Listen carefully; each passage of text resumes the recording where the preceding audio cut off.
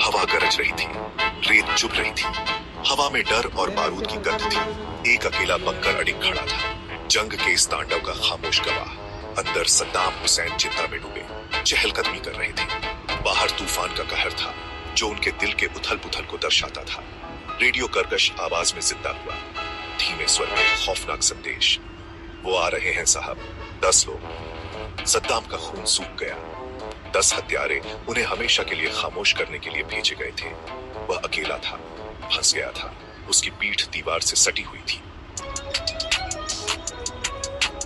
दुश्मन की पहली निशानी क्षितिज पर हलचल की एक झलक थी। फिर घूमते रेतीले तूफान से 10 लोग प्रकट हुए। उनके चेहरे काले मुखौटों के पीछे छिपे हुए थे।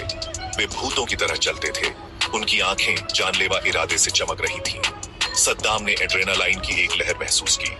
वह संख्या में कम था, हथियारों में कम था, लेकिन हौसले में नहीं। लोहे के हाथ से राज करने के वर्षों ने उन्हें कठोर बना दिया था, उन्हें एक उत्तरजीवी बना दिया था। वह आसानी से नहीं गिरेगा। यह उनका आखिरी स्टैंड था, अपनी जान के लिए लड़ने का मौका। उसने अपने छोटे से शस्त्रागार का जायजा लिया। एक पिस्तौल, 10 गोलियां, हर गोली मायने रखती थी। उसने एक गोली चलाई, बंकर की खामोशी में धातु की आवाज गूंज उठी। उसने एक गहरी सांस ली, लड़ाई के लिए खुद को तैयार किया। पहला हत्यारा दरवाजे से घुसा, उसके हाथ में एक क्रूर ब्लेड चमक रहा था। सद्दाम ने गोली चलाई। बंदूक की आवाज बाहरी कर देने वाली थी। बारूद की गंध बंद जगह में तीखी थी। वह आदमी जमीन पर गिर पड़ा। उसका हमला रुक गया। एक नीचे, 9 बाकी। बाकी बचे हत्यारे बंदूक की आवाज से सतर्क हो गए।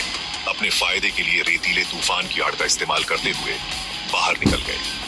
सद्दाम एक फंसे हुए जानवर की तरह लड़े। उनकी हरकतें तेज और सटीक थीं। उसने अपने फायदे के लिए तंग जगह का इस्तेमाल किया, बंकर को अपने निजी किले में बदल दिया। हर गोली ने अपना निशाना पाया। धातु से धातु के टकराने की हर आवाज एक जीत थी, लेकिन हर गिरे हुए दुश्मन के साथ उसके खिलाफ बाधाएं कम होती गई।